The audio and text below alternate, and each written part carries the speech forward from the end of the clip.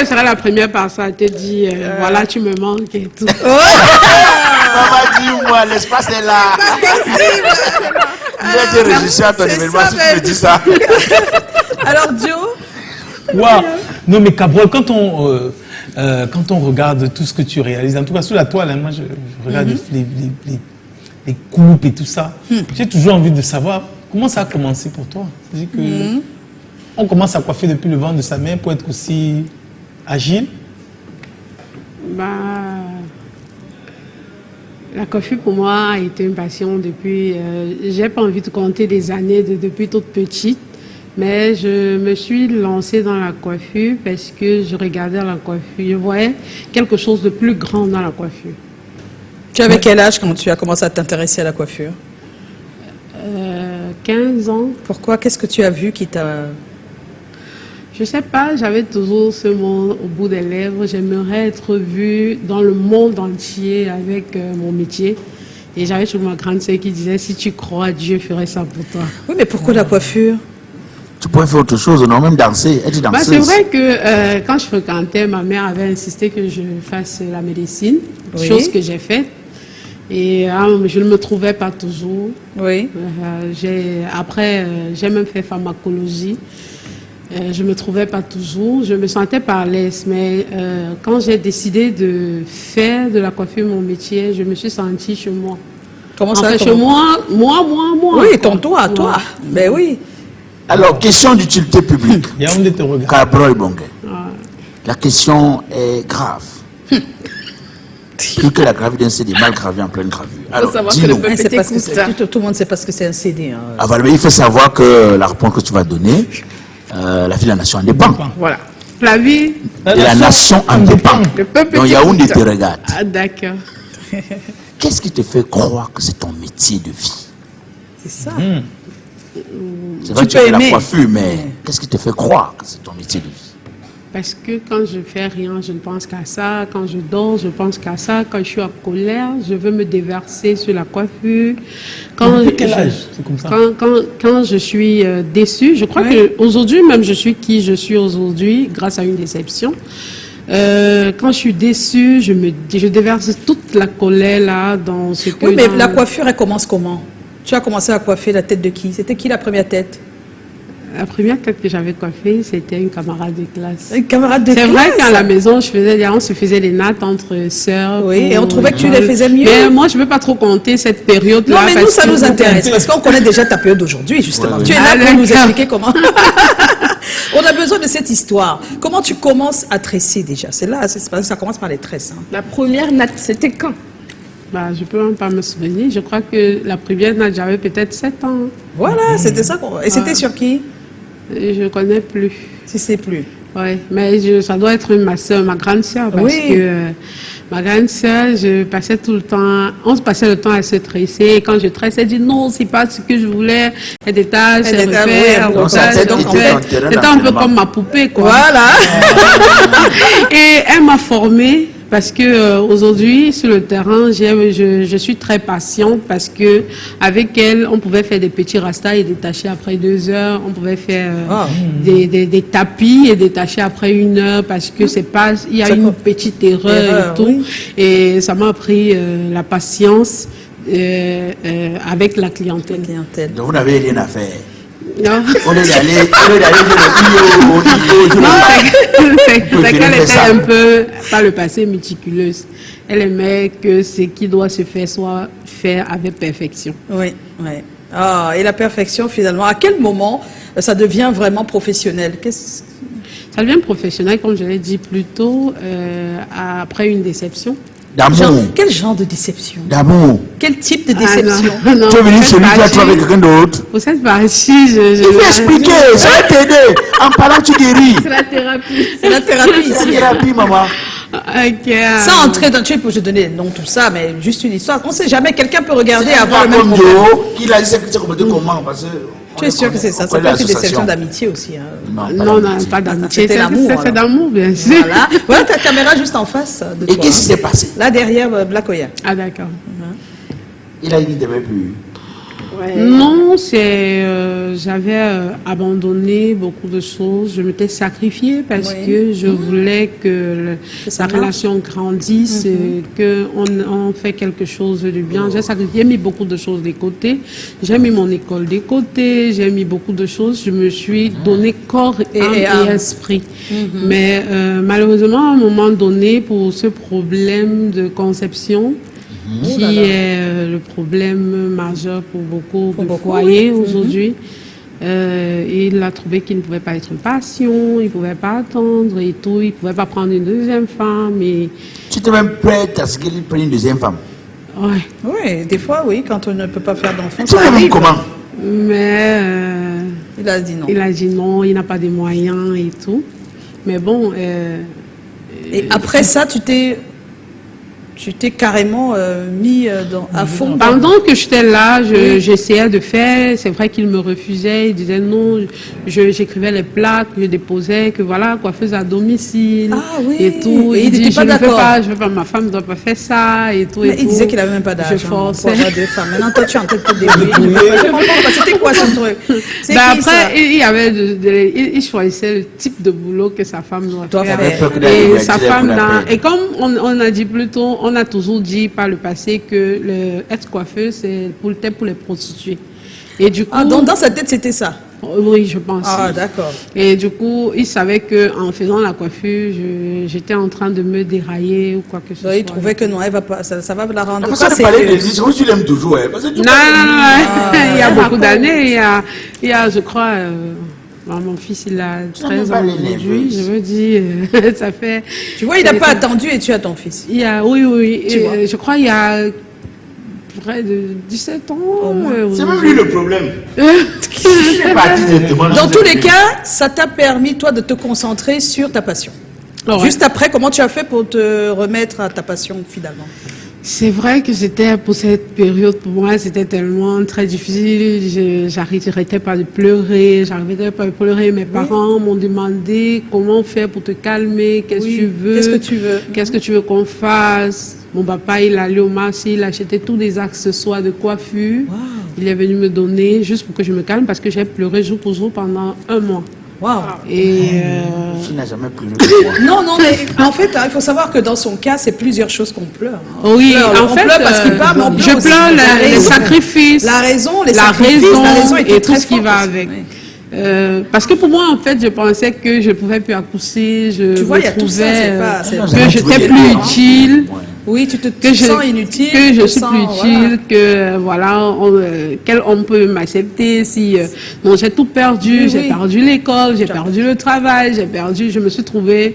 j'avais même failli faire la rue en cette période. Parce que je suis même allée jusqu'à... Je devais acheter j'étais en route pour aller acheter les vêtements pour aller pour commencer à me prostituer. Oui. J'ai eu la grâce de tomber sur un monsieur qui, je sais pas, je dirais que c'est le Seigneur qui l'a envoyé parce que ses conseils ce jour-là, tout changé dans ma tête. Wow. Oui, il m'a appelé. Parler à quelqu'un comme oui, c'est très important. Ça aide. Pour rien même, il faut toujours conseiller quelqu'un parce que ce monsieur, il a changé ma vie. C'est lui qui a fait que j'ai commencé à regarder, à vouloir me donner à fond dans ce que j'aimais. Et voilà. Donc papa a pris tous les accessoires de coiffure. Les accessoires que papa a acheté, là, j'ai même vendu parce que la période là, je voulais... Ça n'allait pas, d'accord. C'est même parce que tu voulais. Quand je suis arrivée, le monsieur, il m'a conseillé, il m'a dit non, voilà, c'est pas parti, c'est pas la vie. Donc le monsieur venait pour les raisons là, mais il t'a vu... Non, il ne m'a pas, il n'était pas là pour me dire. Il me connaissait par le passé, il a appris l'histoire et quand il m'a aperçu, il m'a appelé. Et parce que dans notre cas, par contre... Il sait que ça a changé... Dans notre cas, par contre, la séparation était que c'est l'homme qui a porté ces choses et il est parti. Et du coup, ça avait un peu interpellé le quartier. Comment c'est l'homme qui part. Genre, non, qui part et emportant toutes les choses. Et du coup, ça m'a interpellé, oui. Genre, il déménage à la maison et puis la femme n'est pas là, il abandonne la femme, il part. Bref, ce monsieur, il m'a beaucoup conseillé et du coup, j'ai changé la façon de voir les choses. Et tu vois encore le monsieur là? Je le cherche même. Ah, mais tu peux passer par ici. Chaque jour, regarde ta caméra, dis-lui quelque chose, juste en face. Je le trouve, je vais beaucoup, je sais pas. J'espère qu'il nous regarde, en tout cas. Mais je ne me rappelle même plus de son nom. Mais en tout cas, s'il te regarde, qu'il se rappelle qu'il a aidé quelqu'un. Oui, parce que son conseil, ce jour-là, a changé comme une clé qu'on ouvre une porte. Wow. Ouais. C'est énorme, hein? Il avait mis la rouille sur la clé. Voilà. Il avait l'anti-rouille. Oui, il avait l'anti-rouille. Il y a des hommes comme ça, hein. Il y a des hommes comme ça. Je me suis toujours dit, si un jour je tombais sur lui, si le Seigneur pouvait... Parce qu'il louait seulement, genre, il n'habite plus là-bas. Ah oui, c'est vrai, c'est compliqué. Mais tu es tombé sur ton ex, là, pour lui dire que papa, merci pour ce que vous m'avez fait. Forcément, je suis sur les réseaux, il doit me voir. C'est sûr que vous avez l'occasion de vous voir, de vous parler. C'était une page fermée, j'ai pu chercher à vouloir savoir si on peut avoir l'occasion de se voir ou pas. Non, il voit comment quand la femme paye pas, c'est nous qui partons souvent regarde à côté. Comment t'imposes-tu donc après dans cet environnement? Voilà, donc comment tu reprends d'abord la quoi? Tu nous as toujours pas dit comment tu reprends. Je dis, c'était après. Après lui, comment ça se passe? Après le conseil. Après le conseil là, du coup, j'ai commencé à chercher le travail. Je me suis une fois vue coiffeuse parce que je pratiquais déjà avant à domicile et tout. Je marchais dans la rue, j'ai vu une plaque recherche d'une coiffeuse. Allez. Je suis allée, je dis je suis coiffeuse et on m'a pris. Et je sais pas, c'était comme une grâce quand j'étais dans ce salon. Elle avait tellement, les clientes entraient tellement parce que j'étais là. Oui. Et le jour où j'ai décidé de partir, elle a fermé. Ah. Parce que c'est aussi comme ça qu'elle a perdu les clientes. Oh là là. Et alors, et tu es partie et tu es allée où, dis-nous? Je suis allée où on me payait mieux. Je vais rappeler que... Il faut parler là. Ouais. Oui, je vais rappeler que j'ai commencé à travailler en tant que coiffeuse avec un salaire de 15 000 francs le mois. Oui. Et j'ai travaillé comme ça pendant 1 an. 1 an, d'accord. Et après... tu as donné 100 pourcentage sur les coiffures? Juste 15 000 juste de 15 000. salaire. De salaire. Oui, sans aucun oui. Il y a encore des... Je dis ça parce que je veux aussi... dire à la jeune fille là qui entre dans la coiffure que c'est pas que quand tu viens directement être employé, tu dois trouver le gros. Des fois, c'est même sans il faut rien. persévérer. Des fois, il n'y a rien même. Hein. Le début, on te donne souvent rien. Je ne sais pas si dans vos métiers, on vous a donné l'argent dès le début, comme ça. Non. Mais maintenant, est-ce que je le sois? C'est pas évident. Donc, tu pars de là pour un salaire un peu plus considérable. Oui, plus considérable. Et ça se passe bien là-bas? Et là-bas aussi, ça se passe bien. Oh. Heureusement pour moi, quand je suis là-bas, je conçois mon fils. Oh. Peut-être c'est le type le problème. Mais les fils, là, on a fait la phase après. Je ne veux pas savoir. Ah, c'est pas possible. Mais c'est super ça. Donc, non seulement tu trouves un salaire plus considérable, mais en même temps, tu tombes enceinte. Waouh! Non, machin, on nous accuse des grossesses qu'on ne connaît pas.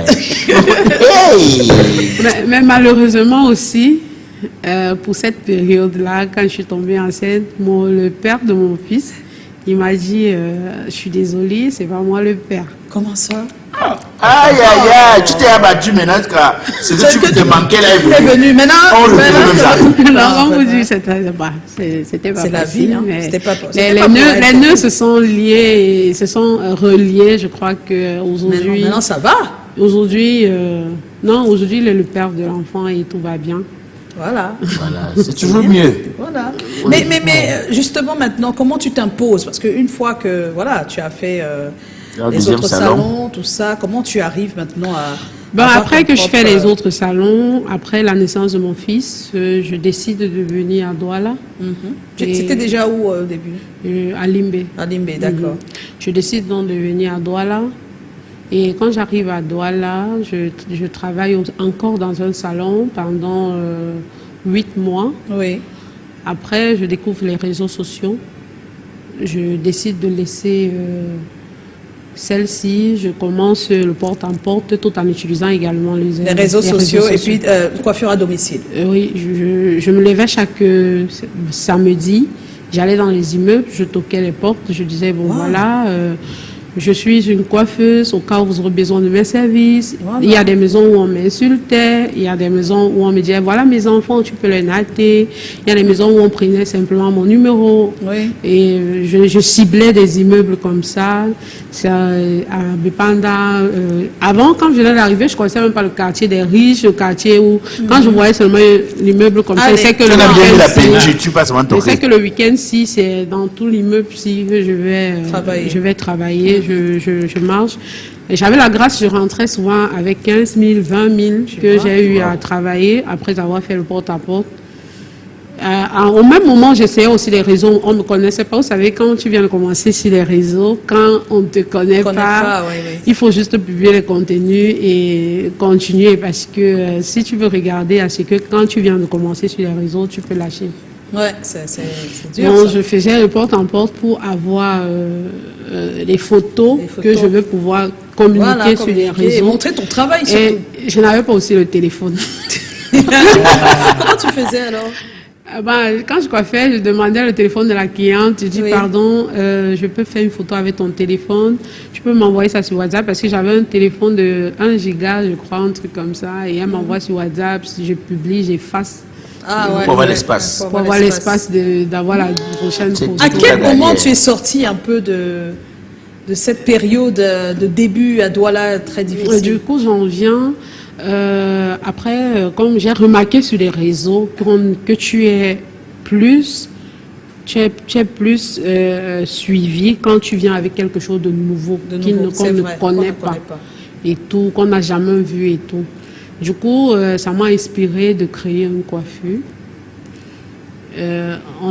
Quand j'ai créé la coiffure, j'ai publié. Je publiais comme souvent, j'étais plus par rapport. La journée là, mon téléphone sonne. Allô, j'ai vu un truc sur Facebook.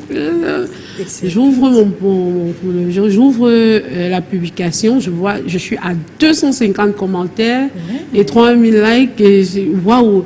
Et Douala et Yaoundé. C'est comme ça que ma grande sœur aussi du côté de Yaoundé, je lui demande de gérer celle de Yaoundé, c'est comme ça que je prends mon envol. Waouh. Une seule coiffure. Kabwa, dis-nous, pour toi, quels sont les atouts et quelles sont les faiblesses? Quels sont tes atouts et tes faiblesses dans la coiffure? Mes atouts, c'est que je sais toujours changer, je sais toujours donner quelque chose de nouveau. Je sais ajuster, je sais innover, je sais créer, quelle que soit la difficulté que ta tête ou tes cheveux ou ta perruque ou ta mèche je peux rencontrer. Je fais l'effort que tu sortes avec un résultat parfait. Parce que quand je travaille déjà, je recherche la perfection. Les faiblesses, c'était dans les débuts, quand des clientes commençaient à dire tu as volé ma mèche, j'ai déposé ma perruque, c'était pas les mêmes lignes et que en moi je savais que j'ai pas fait ça. Ça me faisait pleurer devant les clients, devant mes filles et tout. Tu as la larme facile. Très facile. Et deuxième faiblesse, c'était quand j'avais chassé ma toute première apprenante. Elle est arrivée, elle s'est un peu mal comportée, elle est chassée, elle est partie. Et j'ai beaucoup pleuré quand elle est partie.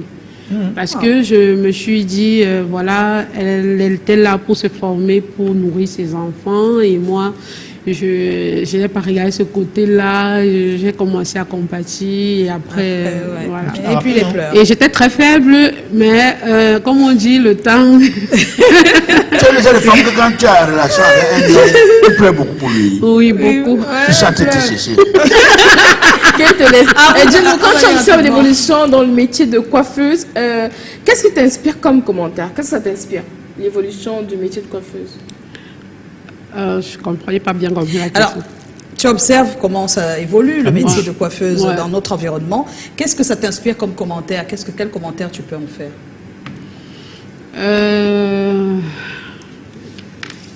Sincèrement, je suis toujours sur cette phrase-là que je continue à me répéter, c'est de dire à la jeune fille qui a choisi de faire dans la coiffure, ce métier, de se former véritablement. Parce qu'aujourd'hui, les clientes, en fait, ne savent pas ce qui est bien. Et celle-là qui vient se former à moitié, a donné le dégoût à d'autres, aux clientes de pouvoir expérimenter, de pouvoir laisser leurs cheveux pour qu'on puisse faire de leurs cheveux quelque chose d'extraordinaire. Extraordinaire, oui. Chacun a peur. Chacun a peur parce que il a chacun a eu une mauvaise aventure. Voilà, mauvaise aventure. Comme par exemple, souvent, certaines qui disent aussi qu'elles arrivent chez moi, ils ont eu des mauvaises aventures avec mes filles et tout. Donc, donc tu préfères que la formation soit qu'on soit plus assidu à la formation pour donner un résultat plus Il meilleur. faut que la coiffeuse soit le médecin des cheveux. Enfin, si on prenait au sérieux la coiffure déjà, je suis sûre que... parce que quand un tonton comme celui-ci il dit à sa petite qu'il va te faire former, si elle rentre peut-être à 20, tu fais quoi? Peut-être toujours la coiffure là que tu faisais là-bas. Et tout, tu fais quoi? Et tout, et tout. Et du coup, ça ne lui laisse pas le temps à elle aussi de se concentrer véritablement. Elle est entre, il faut que je rentre tôt, on va me demander, il faut que... Non, j'ai les enfants, je dois... En fait, elle ne prend pas le métier au sérieux. Or, si elle est dans une entreprise et qu'elle est là pour se faire former, elle va se donner véritablement. Pourquoi pas en coiffure, tu te donnes pour aussi véritablement? C'est ça. Oh. Alors, tu organises Kema Hair Event du 24, donc dès demain au 30 avril. D'où est partie l'idée de mettre sur pied un événement comme celui-là? Déjà, depuis près de, je vais dire 10 ans aujourd'hui, j'ai regardé un peu mon pays, j'ai remarqué que il n'y a aucun événement qui motive celle qui a choisi le métier de coiffeuse de se motiver également. J'ai regardé des awards, des Canal d'Or, Canal d'Or, les Africa quoi. Dans tous les awards, on est allé jusqu'à primer les instituts. Mais on n'a pas mentionné les coiffeuses. Institut de beauté, hein? Oui. Ah bon, hein? Oui. Mais on n'a pas mentionné les coiffeuses. Non, je sais, elle veut dire qu'il y a des awards qui priment les instituts. Oui. Okay. Mais on n'a pas mentionné les coiffeuses. Le personnel même, non. Les coiffeuses, parce que les maquilleuses, si, et tout. On met toujours les maquilleurs, on fait tout. Mais les coiffeuses, on a toujours mis à part. Et moi, je suis un peu curieuse. J'entre toujours, quand il y a un défilé de mode et tout, j'ai toujours envie de participer juste parce que je veux un peu voir la beauté générale des mannequins, des Miss Cameroun. On ne met pas on n'implique pas les coiffeuses parce qu'on va prendre les maquilleuses pour venir maquiller les Miss qui vont défiler, mais on va pas prendre les coiffeuses. J'ai déjà chacune qui va tourner comme elle veut et puis... Mais c'est tant mieux parce que il y a longtemps aussi, les maquilleurs disaient la même chose. Je pense que c'est à force. C'est-à-dire que là, ça s'arrache, ça. Justement, d'où le Kema Hair. C'est pour ça. D'où le Kema Hair pour venir arracher tout ça. Maintenant, cette communication autour de la coiffure et des coiffeuses surtout. Oui, et des coiffeurs. Bon, valoriser nous valoriser nous les coiffeuses. Voilà. Super. Alors, c'est prévu du 24 au 30 avril. Je tiens à préciser qu'il y a une compétition de coiffure. Il y a des masterclass, des résidences de création, défilés de mode. C'est vraiment tout un programme. Et tout se passe à Arena, à Bonamoussadi, c'est bien ça? Oui, c'est ça. Oh, super. On est en compagnie de Cabrol! Cabrol, on va aller au pas de course. On a toujours un thème au centre de notre émission, un thème qui parle de nos comportements. Tu es tombé mercredi. Ah, je pensais que c'était jeudi. Tu es tombé mercredi, ça va. Hein? Parce que les jeudis, on parle de couple. Alors, aujourd'hui, on parle de quoi? Du côté professionnel, je pense. Alors, en réunion, votre collègue présente votre idée comme si c'était la sienne. Il reçoit une promotion en plus. Vous réagissez comment? On a volé votre idée, on l'a présentée comme ça, et la personne qui l'a présentée a gagné une promotion. Comment vous réagissez? Tu vas répondre tout à l'heure, le temps d'écouter ce qu'ont dit les autres personnes. On prend le message rapidement. D'accord, Kaby, procès comment? On est là. Après la réunion, je vais bien le remettre à sa place et ensuite prendre cela comme une leçon de vie. Comme quoi, faire attention aux personnes autour de toi et surtout ne jamais te montrer intelligent devant une personne que tu ne connais pas totalement. Aboubakar Abdoussé, comment? On est là. Ça va tellement m'énerver au point de lui dire ces 4 vérités. Après, je vais juste prendre mes distances et me méfier prochainement chaque fois que je vais bosser avec un collègue. Oui. C'est bien. On va tout de suite écouter d'autres personnes rencontrées dans les rues de Douala. C'est le micro de Fatima. C'est bien ça? Armand Pagna. Avec Armand Pagna. Et toi, hein? Ah, d'accord. Bon, c'était Comment il va faire pour tenir entre le moment où il y a le truc et la fin? Je ne sais pas. Je ne sais pas. On regarde, s'il vous plaît. Vous êtes avec nous? Je peux prendre la parole. Tu veux prendre la parole? Non, je dis que pendant la réunion, là. Pendant la réunion. Je peux prendre la parole. Moi, ça dépend de qui a pris ma place, qui a pris mon idée. Moi, ça dépend.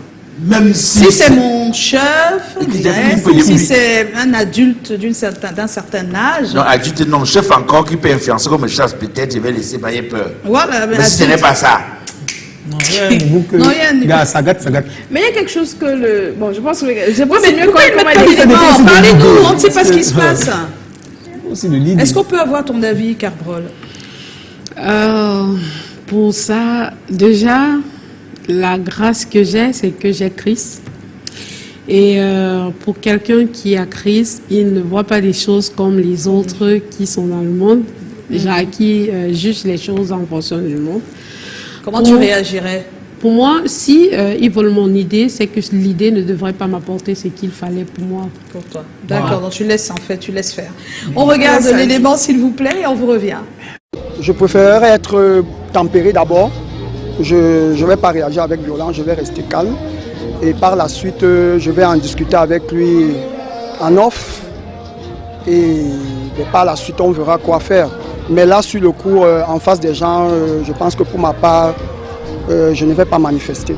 Je vais régler ça après, quoi. Je ne suis pas humblement une machine à idées.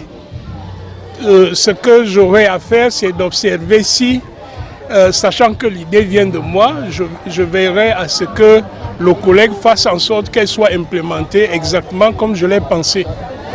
C'est cela. Ça, c'est pour le bien de l'entreprise, pour l'avancement de l'entreprise. Et bien sûr, c'est une idée ouverte. Ça serait une idée ouverte à d'autres améliorations. Ça veut dire que d'autres collègues pourront apporter des améliorations là-dessus pour la bonne avancée de l'entreprise. En fait, je serai toujours ami. C'est lui seul. C'est sa conscience qui va le juger. Je vais mal réagir honnêtement. Au mieux, il m'évite pendant quelques années. Sinon, dès que je le crois, il l'envoie à l'hôpital, même quelques mois. Parce que c'est mon idée que je lui ai parlé. Je lui faisais confiance. Je ne peux pas trouver ça correct qu'il vole mon idée. Donc, comme il vole là, il comprend qu'il prend l'avion une part. Au profit de l'entreprise ou non, c'est son avenir. Ma part va mettre de côté. Lui, il va décoller, mais moi, je vais rester derrière. Et ça, ce n'est pas quelque chose que je tolère. Encore s'il m'avait parlé, que j'ai dit que non, vas-y comme tu as les occasions. Oui, mais qui touche derrière moi? C'est du banditisme, c'est de la trahison. Ce n'est pas une chose qu'on tolère. Je crois que je devrais d'abord faire une introspection. Pourquoi je n'ai pas présenté ce projet directement à un supérieur hiérarchique? Ça veut dire que moi-même peut-être que je ne croyais pas à ce projet. Alors j'ai fait part de ce projet à mon collègue qui y a cru et qui a eu peut-être plus de courage que moi de présenter ce projet à la hiérarchie. Alors qu'il soit promu, ça ne me dérangerait pas absolument du tout parce que j'ai manqué de courage de proposer ce projet à ma hiérarchie. Je vais parler comme un Africain et je vais revenir aussi d'une autre manière. Primo, si je suis dans une structure, l'intérêt général, c'est ce que les gens ont perdu de vue aujourd'hui. L'intérêt général voudrait que, si c'est mon collègue qui a eu cette opportunité d'abord de déclencher les choses, même si ça vient de moi, que je laisse, c'est pour l'avenir de la structure. De un. Mais en tant qu'un Africain, un homme averti, je sais une chose, un bien mal acquis ne profite jamais, je vais laisser faire, mais je sais quand même que la loi du karma, personne ne échappe à cela.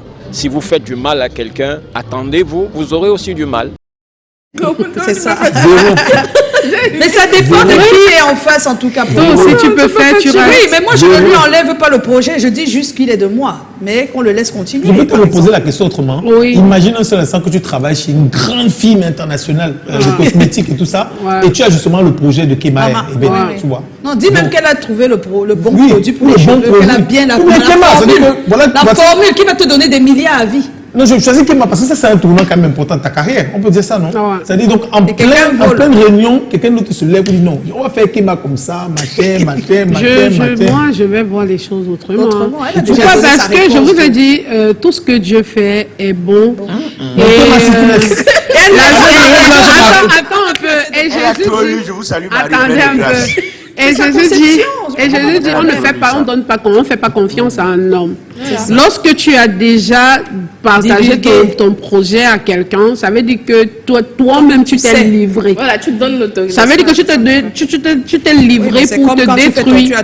Donc du coup, ce qu'il fait de ça, tu dois qu'assumer. Si c'est positif, si c'est positif, tu assumes. Si c'est négatif, tu assumes. Alors, on va écouter, s'il vous plaît, Maurice Sobo, le psychosociologue, et Hubert Lembe-Flotte, qui est spécialiste en ressources humaines. Lorsque quelqu'un vole, c'est une affaire de nécessité, parce qu'il en a besoin. Il vole parce qu'il veut faire du mal à celui qu'il a en face ou à celui qui est volé. Donc, ça, c'est une deuxième possibilité. On vole parce que ça s'appelle de la kleptomanie. Ça, c'est une troisième possibilité.